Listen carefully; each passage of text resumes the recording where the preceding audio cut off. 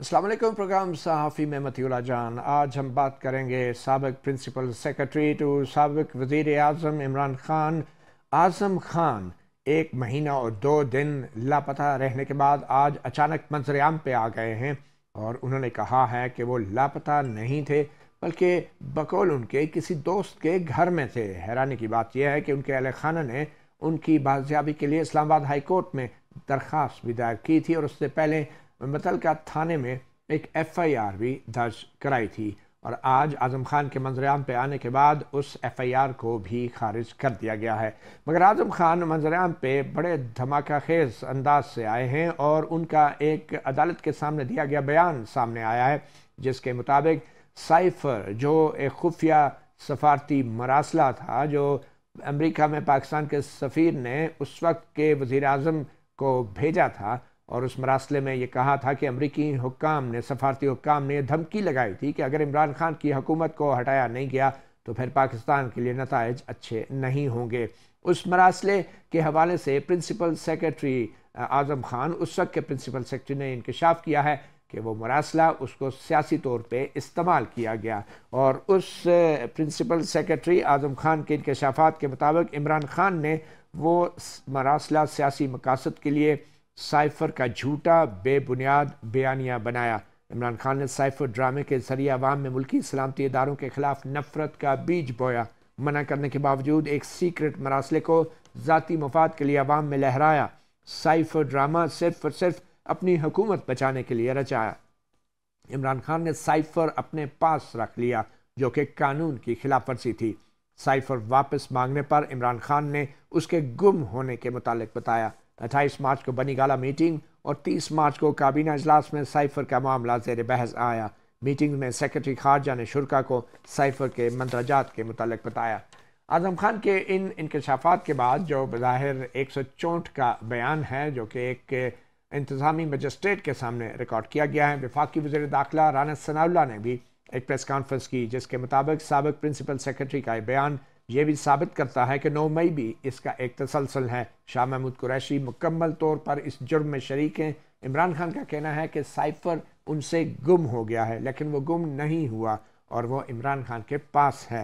वज़ीर दाखिला ने यह भी कहा कि ऐसा शख्स जो अपने ज़ाती और सियासी मफाद के लिए कौमी मफादात को कुर्बान कर सकता है, मुल्की मफाद को कुर्बान कर सकता है, कौमी इदारों के खिलाफ साजिश कर सकता है। ये जत्था न सिर्फ मुल्क दुश्मन कार्रवाइयों में मुलव्वस था बल्कि उनके ताने बाने मुल्क से बाहर भी मिलते हैं और ये एक ऐसी साजिश में मुलव्वस थे जिसकी न सिर्फ पाकिस्तान में बल्कि पाकिस्तान से बाहर भी जड़ें मजबूत हैं।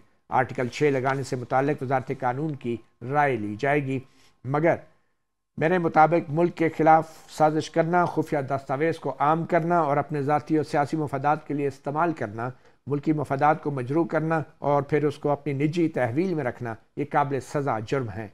बकरे की माँ आखिर कब तक खैर मनाएगी।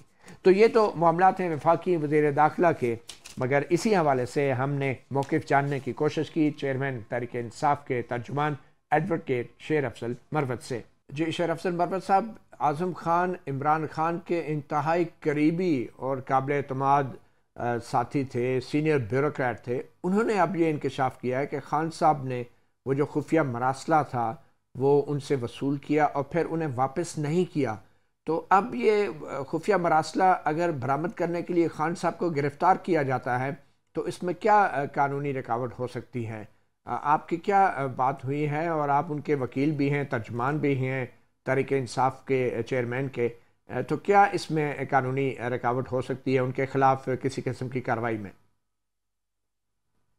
सबसे पहले सवाल जो बनता है वो ये है कि आया ये बयान जो आजम खान को एट्रीब्यूट किया जा रहा है, क्या ये बयान आजम खान ने दिया है? क्योंकि आजम खान की जो आज बरामदगी हुई है या जो जिन पुरअसरार हालात में असिस्टेंट कमिश्नर की अदालत में उसका बयान कलमबंद किया गया है, ये कुछ सवालात को जन्म देता है। 33 दिन कबल वो अगवा हुए, इसकी अगवाई की का पर्चा दर्ज हुआ नामालूम मुल्जिमान के खिलाफ। इसके खानदान ने रिट कर दी इस्लामाबाद हाई कोर्ट में और वहां पे सरकार ने यह मौकफ दिया कि वो अगवा हो चुका है। तो अगवाशुदा शख्स जो है 33 दिन बाद किस तरह रियासती इदारों की तहवील में आया, नंबर एक। नंबर दो बात कि उसको किस मुकदमे में किस जज साहब ने उसका फिजिकल रिमांड दिया, जिसके नतीजे में फिर उसका बयान जो है वो एक इंतजामी अफसर ने कलमबंद किया, असिस्टेंट कमिश्नर ने, बजाय इसके किसी जज साहब के सामने उसको पेश शेर करते। अफसर साहब, ये तीसरी चीज़ें तो वजाहत हो चुकी है। अब आजम खान ने खुद थाने में पेश होकर बता दिया कि वो एक दोस्त के घर थे, शायद वो खुद रब्ता नहीं रखना चाह रहे थे। FIR भी खारिज हो चुकी है। तो जब खुद ही विक्टिम ने पेश होकर बयान दे दिया तो वो अब चीज़ें तो माजी की होगी। मगर ये साइफ़र के हवाले से जो आजम खान साहब ने इंकशाफात किए हैं कि वो साइफ़र इमरान खान ने लिया और फिर वापस नहीं किया और कहा अब मेरे पास नहीं है, तो ये कितना संगीन कानूनी मामला है। एक खुफिया दस्तावेज़ थी हुकूमत पाकिस्तान की जो बज़ाहिर अब चेयरमैन तहरीक इंसाफ के तहवील में है। दो बातें मैं, मुझे इजाजत दे कि मैं कंप्लीट कर लूं। पहले जहां तक साइफर का ताल्लुक है, वो खुफिया दस्तावेज नहीं थी, कैबिनेट उसको डी क्लासिफाई कर चुकी थी, इसके मिनट्स रिकॉर्ड हो चुके थे। 2 दफा नेशनल सिक्योरिटी काउंसिल जो है इस पे ये साइफर वहां पे डिस्कस हो चुका था। इसके बाद मौजूदा प्राइम मिनिस्टर जो हैं उन्होंने उस वक्त के पाकिस्तान के रियासत अक़वाम ये यूनाइटेड स्टेट्स में जो सफीर थे उनको NSC के सामने पेश किया और उस सफीर ने तमाम मंदरजात साइफर के दुरुस्त तस्लीम किए। ये पहली बात है। दूसरी बात, आपने कहा कि जी ये बात तो माजी का किस्सा है कि जी वो थाने में पेश हो चुके साइफर हैं। है किधर मरवत साहब? वो इस वक्त किसके पास है? साइफर नहीं, साइफर से पहले जो बयान जिसने दिया है, पहले उस पे तो जिक्र करें कि आए उसने बयान दिया भी है या नहीं दिया है। आपके पास क्या शवाहिद हैं कि वो थाने में पेश हुआ है? बहरहाल आपके वज़ीर पास क्या दाखिला ने ये शवाहिद? बयान दिया है और सरकारी तौर पे ये ऐलान वजीर किया गया। दाखिला झूठ बोल रहा है। वजीर देखिए उसको मीडिया के सामने ले आते, ठीक है, पहले ले आते या बाद में ले आते। चलें फिर अब ये दूसरी बता बात, दें, ये बात आपकी होगी, ये बता दें कि वो साइफर है किधर? क्या इमरान खान इनकारी हैं साइफर की तहवील से? मतियुल्लाह जान साहब, आप देखें, अगर इंटरव्यू ले रहे हैं ना तो पहले हमारा मौकिफ भी आप सुने। जी जी, आपने बड़ा अच्छी आप तरह बताया मरवत साहब। नहीं, मैंने अभी तक बताया ही नहीं है। आप इसमें जो इन मौजूदा हुकूमत ने जो इर्तिकाब जुर्म किया है, पहली बात कि ये जो मगवी है ये किसकी तहवील से बरामद हुआ। दूसरी बात, किस असिस्टेंट कमिश्नर के पास उसको ले जाया गया, किस FIR में ले जाया गया, 161 का बयान कब कलम बंद किया गया। फिर 164 के तकाजे हैं कि जब भी किसी शख्स के खिलाफ कोई शख्स गवाही देता है तो उस शख्स को बुलाया जाएगा और उसके वकील को उस पर जरा ठीक है, ये तो जरूर होगा। ये आपके बजा एतराजात हैं और बड़े कानूनी और गहरे नुक्ते हैं। अब ये बता दें वो साइफर है किधर? क्या इमरान खान से गुम गया है या उनके पास है? क्या हुआ उसका? देखें, साइफर को इमरान खान ने जेब में लेकर फिरना है, ये इमरान खान का कोई जाती दस्तावेज था। और साइफर लेकिन वो घर ले जा नहीं सकते थे ना, ये खुफिया दस्तावेज थी उस वक्त जब उन्होंने अपनी तहवील में लिया था। सबसे पहले ये गलतफहमी रिमूव कर दें कि वो खुफिया दस्तावेज थी। किस कानून के तहत खुफिया दस्तावेज थी? कोई इधर कानून आप मुझे बताएंगे? देखिए, काबीना ने जो डीक्लासिफाई किया था वो मिनट्स को डीक्लासिफाई किया था, उसका ट्रांसलेशन को किया था, लेकिन जो डॉक्यूमेंट था वो गुमा दिया गया बज़ाहिर इमरान खान से। और वो है किधर? इमरान क्या मौक़िफ़ क्या है चेयरमैन तहरीक इंसाफ का कि वो साइफर उनके पास है या नहीं है? क्या मौक़िफ़ है साइफर? देखिए मतियुल्लाह जान साहब, साइफर जो है, जिस तरह इसकी मानी है, ये एक कोड वर्डेड लेटर होता है।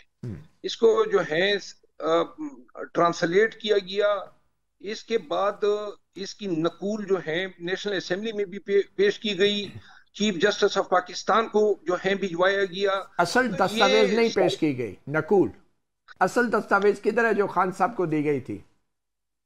असल दस्तावेज जो है वो वजीर आजम अपने तहवील में नहीं रखता है। अच्छा। और ना असल दस्तावेज जो है वो वजीर आजम या काबीना पढ़ सकती है। लेकिन वो जलसों में तो लहरा सकता है, बकौल आपके जलसों में लहरा सकता है, नहीं ये अपने पास नहीं रख सकता। होती है, वो ट्रांसलेशन होती है, उसका जो है मैसेज डिकोड किया जाता है और वो डिकोडेड मैसेज था।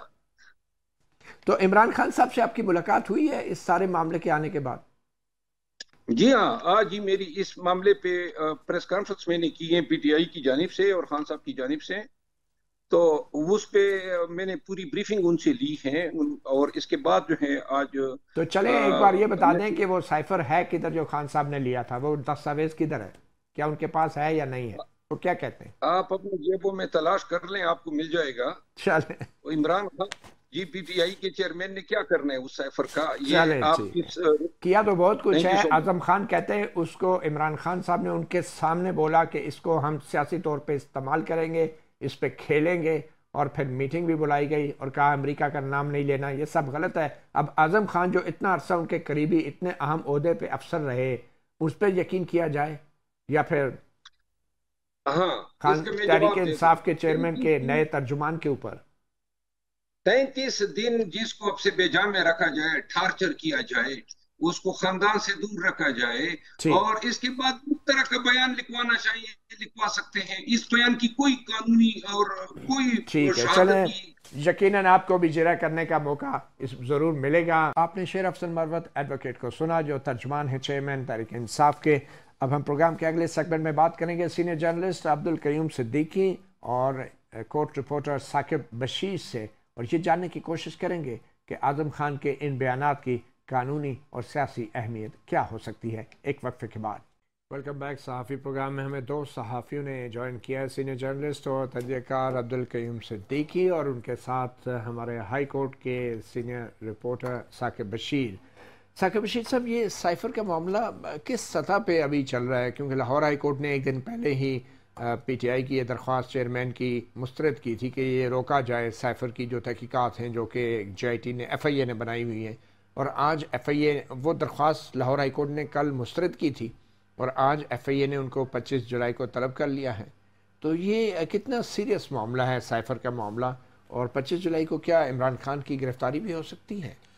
गिरफ्तारी तो मेरा ख्याल में थोड़ा कबल वक्त होगा शायद, लेकिन यह है कि अभी मैं FIA का वो नोटिस पढ़ रहा हूँ, तो 2 दफ़ा इसमें FIA ने तलब किया है इमरान खान साहब को, लेकिन वो नहीं आए अभी तक, जो है वो चेयरमैन PTI पेश नहीं हुए। और 6 दिसंबर को लाहौर हाई कोर्ट ने इसमें स्टे दिया था, जो कल 18 जुलाई को ख़त्म हुआ है। तो ये तकरीबन 7 मंथ जो है वो, इसलिए ये मामला बिल्कुल FIA ने भी इन्वेस्टिगेट ही नहीं किया। 25 को बुलाया गया है इस हवाले से कि फर्दर क्या करना है। अच्छा, इसमें जो ये जो दस्तावेज़ है साइफ़र की, इस हवाले से जो पब्लिक करने या ना करने के हवाले से एक शायद 30 मार्च 2022 का एक फ़ैसला है इस्लामाबाद हाई कोर्ट का, जिसमें रोक दिया गया था प्राइम मिनिस्टर को कि आप ऐसी कोई भी खुफिया दस्तावेज़, क्योंकि उस वक्त ये चल रहा था, इन्होंने अपने जलसे में भी बात की और उसके बाद, कि ऐसी कोई भी खुफिया दस्तावेज़ आप पब्लिक नहीं करेंगे। तशहीर का उन्होंने कहा कि तशहीर से तो हम नहीं रोक सकते, लेकिन पब्लिक नहीं करेंगे। तो FIA अब तीसरा नोटिस है खान साहब को, 25 के नोटिस पे अगर ये नहीं जाएंगे तो मेरा ये ख्याल है कि उसके बाद शायद FIA जो है वो अरेस्ट वारंट जो है निकाल सकती है। मगर आज़म खान, आपने सुना शेर अफसन मरवत जो तर्जुमान हैं तहरीक इंसाफ के चेयरमैन के, उनका ये कहना 30 दिन बंदा लापता रहा है, वो कहाँ था वो बंदा, और उसके बयान पे कैसे एतबार किया जा सकता है? तो ये आज़म खान के लापता होने का एक केस उनके अहल खाना ने इस्लामाबाद हाई कोर्ट में भी दायर कर रखा था, और आपने उसे शायद कवर भी किया था।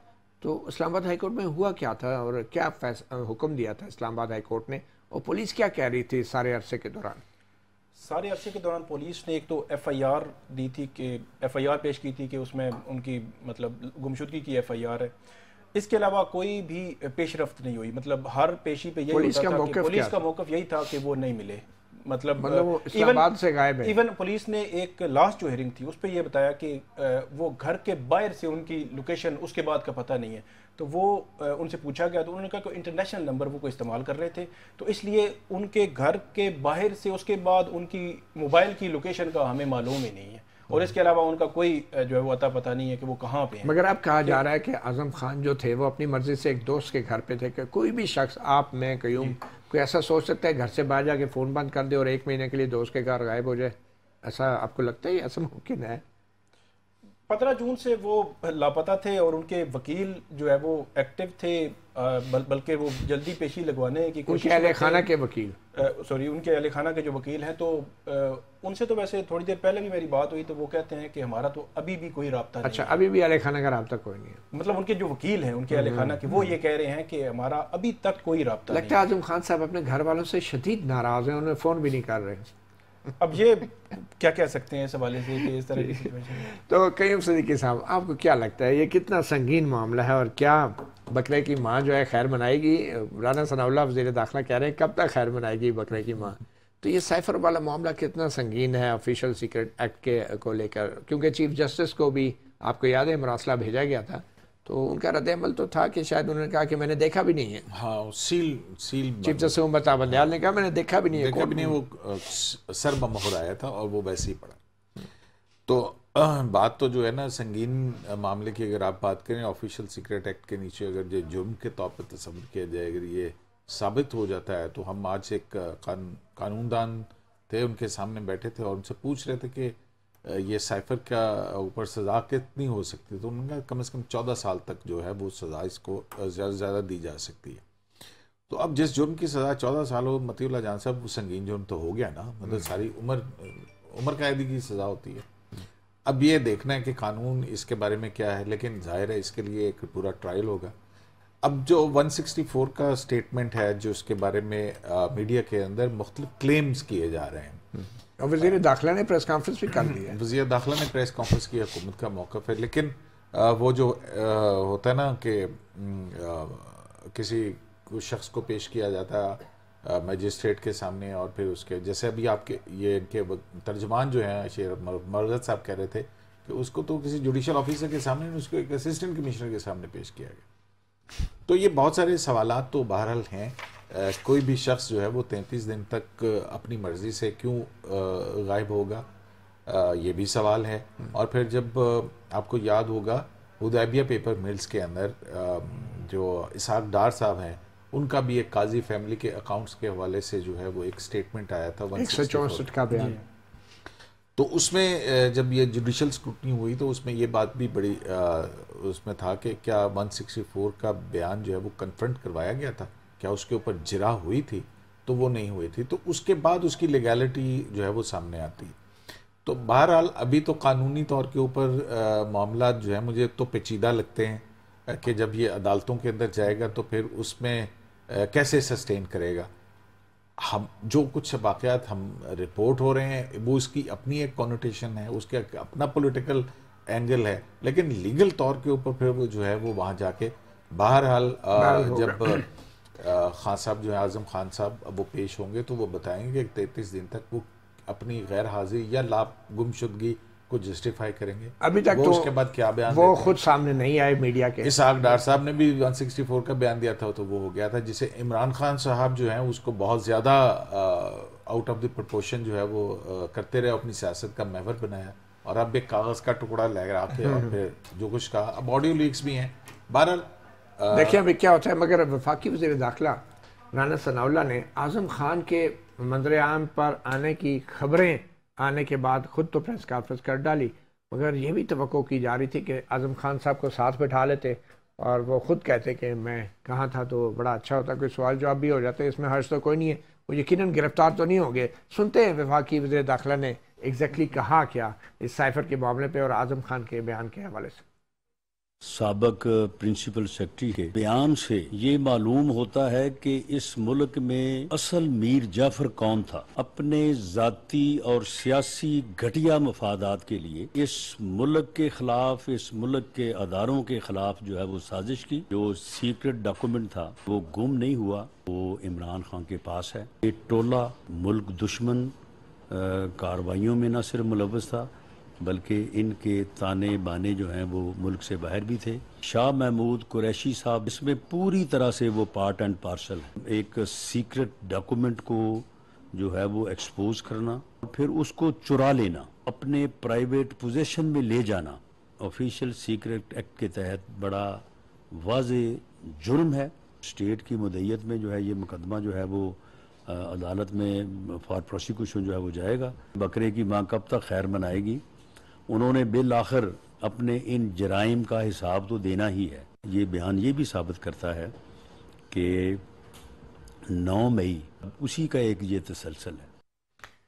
तो बकरे की माँ कब तक खैर मनाएंगे। साकिब बशीर साहब, मरासले की बरामदगी कानूनी एतबार से कितनी अहम है, और अगर इमरान खान ये पहले भी कह चुके हैं, बल्कि हमारे सामने खबरें हैं, अभी कुछ दिन पहले इस्लामाबाद हाई कोर्ट में कुछ सहाफ़ियों ने जब पूछा उनसे कि मरासला किधर है, पहले तो वो खामोश रहे, मगर फिर उन्होंने ये कहा कि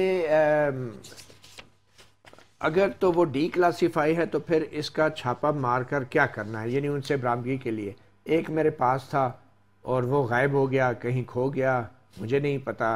ये इमरान खान साहब के हवाले से ये कहा जा रहा है कि उन्होंने निजी टीवी चैनल AIY को इंटरव्यू में ये साइफ़र के गायब होने से मतलब ये कहा। तो कितना अहम है ये साइफ़र की बरामदगी? अगर कोई खुफिया दस्तावेज़ है जो एक वज़ीर आज़म घर ले जाता है, और ख़ुद आज़म खान भी बज़ाहिर इस बयान में कह रहे हैं 164 के बयान में कि उनको दिया था लेकिन मांगा तो उन्होंने कहा मेरे से गुम हो गया है, तो ये कितनी संगीन जुर्म है? इसकी संगीनी तो बहुत ज़्यादा, यही सवालात हैं जो FIA ने अपने नोटिस में उनको भेजे हैं कि उस जो दस्तावेज़ है, खुफिया दस्तावेज़ है, वो आप घर में नहीं रख सकते, अपने पास नहीं रख सकते, मुल्क की अमानत है तो वो कहाँ पे है, वही पूछ रहे हैं। लेकिन इमरान खान जो है वो कह चुके हैं कि ये जो है वो मुझसे कहीं ना कहीं गायब हो गई या कुछ भी हो गया। लेकिन मेरा ये ख्याल है कि FIA इसमें आगे चलकर उनको गिरफ्तार भी कर सकती है उसकी बरामदगी के लिए, बिल्कुल बरामदगी के लिए, कि जो इन्वेस्टिगेशन है, इन्वेस्टिगेशन में अगर कोई मुलज़म तावन ना कर रहा हो यही सवालात या इस किस्म की तफ्तीश में, तो उसकी फिर गिरफ्तारी करके फर्दर जो है इन्वेस्टिगेट जो है वो किया जाता है, उसमें कर सकते हैं। इसमें एक चीज़ FIA में का जो नोट है उसके अंदर उन्होंने किसी मुकदमे के दर्ज होने का हवाला दिया कि वो किसकी इन्वेस्टिगेशन कर रही है। FIA साइफर के हवाले से ही कर रही है कि जो साइफर की एक तो बरामदगी के हवाले से कि जो इमरान खान के ये फेडरल गवर्नमेंट की कंप्लेंट के ऊपर FIA ने एक इन्वेस्टिगेशन शुरू किया है, मुकदमा शायद अभी दर्ज करेंगे। वो नहीं, वो FIA ऑफिशियल सीक्रेट FIA का तरीकाकार भी है, पहले तो इंक्वायरी होती है, तो ये इंक्वायरी के लिए बुला रहे हैं, मुकदमा अभी शायद दर्ज करेंगे ऑफिशियल सीक्रेट एक्ट के तहत, जिसमें खसूसी अदालत भी बनती है। तो ये बरामदगी जो है एक बड़ा मजबूत जवाब है उनकी गिरफ्तारी का, आप ये कह रहे हैं? बिल्कुल जवाब है उनकी गिरफ्तारी का। लेकिन मैं ये आज़म खान साहब का जो बयान है इसके हवाले से ज़रूर ये कहूँगा, कुछ जो कानूनी माहिरीन हैं उनसे मेरी बात हुई, वो कहते हैं कि और हमने पास्ट में देखा भी है, कुछ फेक अकाउंट्स के केसेस थे, कुछ और केसेस थे।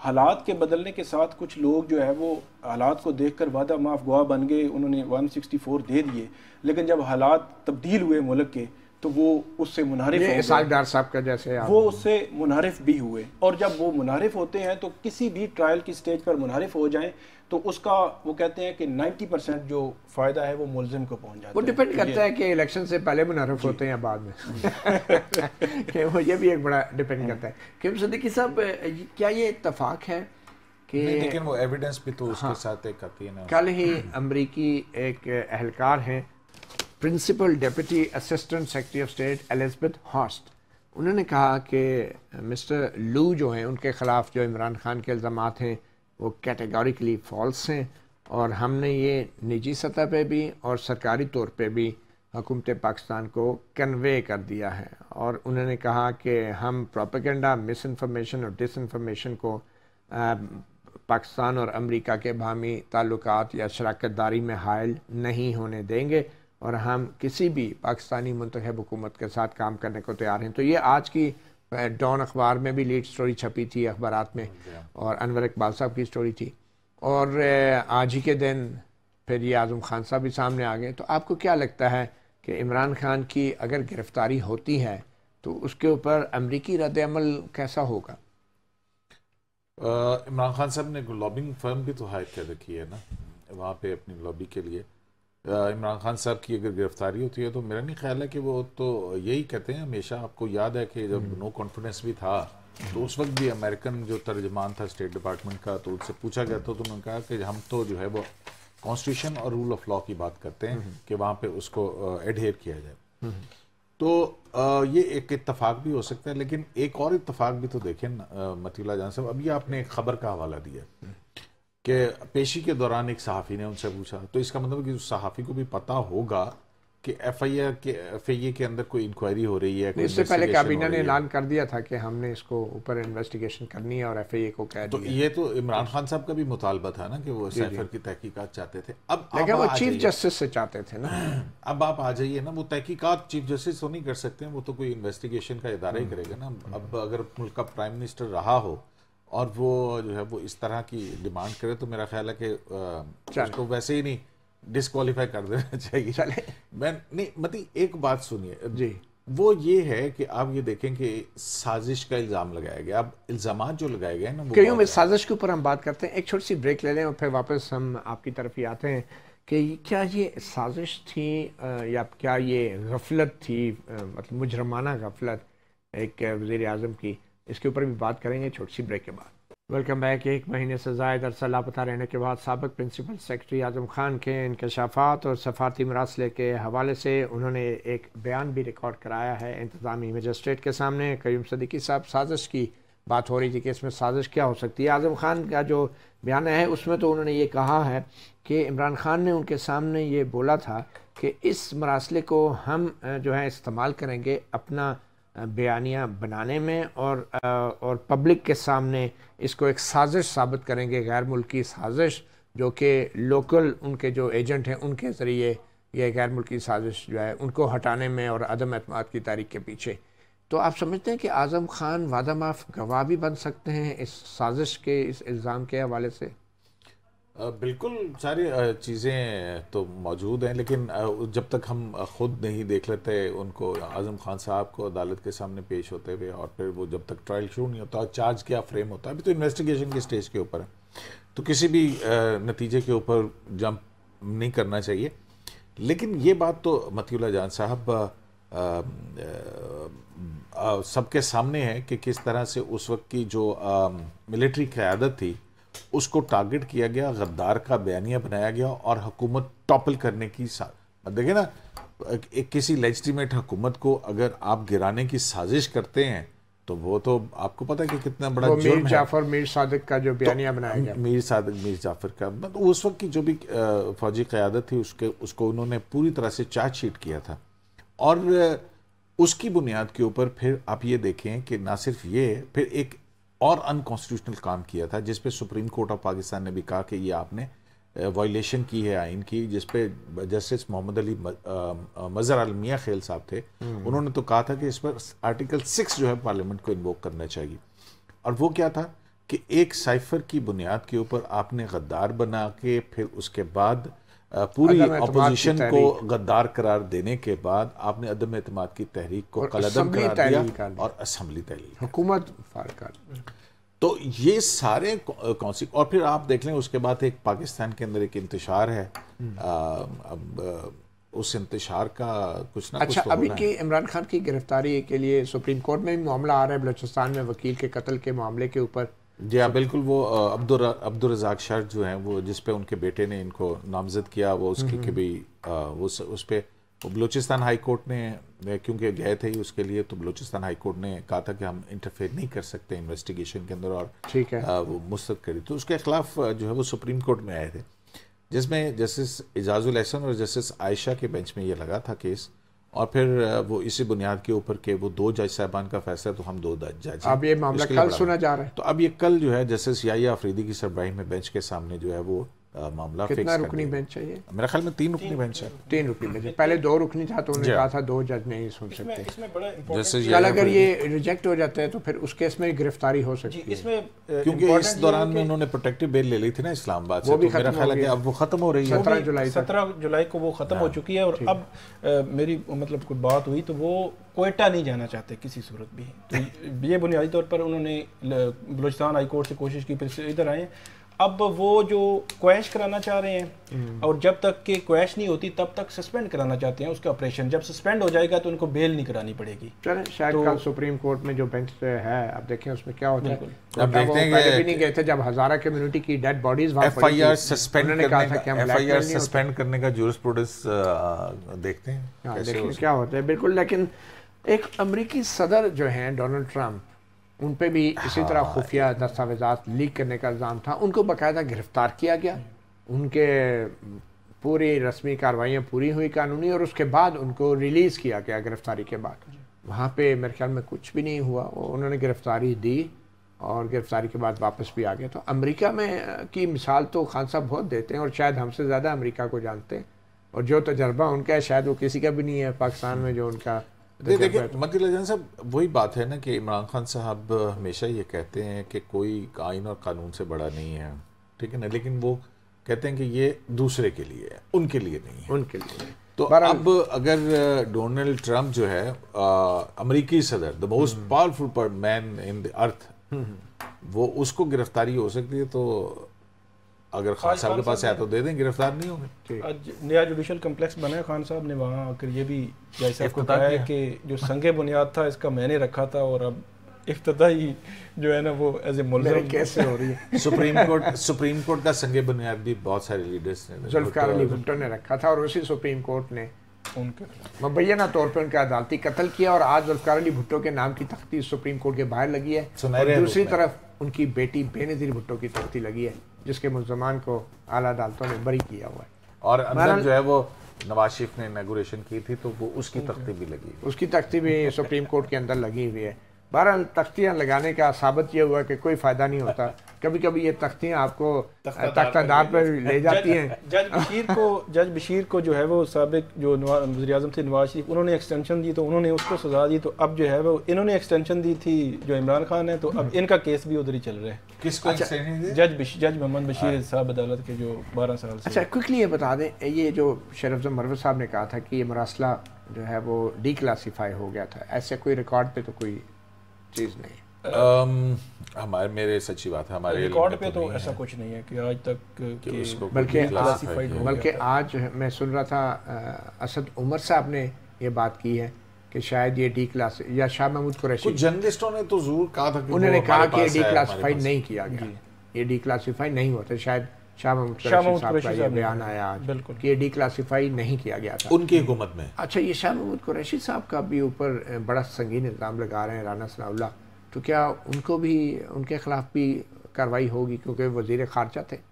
नहीं, मोस्ट रेलिवेंट हैं वो भी मेरा ख्याल है इस सारे मामले में, उनको तो अलग किए नहीं जा सकता। वज़ीर ख़ारजा थे वो, शाह महमूद कुरैशी साहब को अलग नहीं किया जा सकता। आप शाह महमूद कुरैशी ने उस 28 मार्च के जलसे के अंदर क्या कहा था कि मैं खान तुम्हें देख के क्या जा रहा हूँ, क्या देख के जा रहा हूँ, तो वो तकरीर चला दें, आपको पता लग जाएगा कि भाई शाह महमूद कुरैशी साहब का क्या को पता चल गया होगा कि शाह महमूद कुरैशी ने क्या दिया था।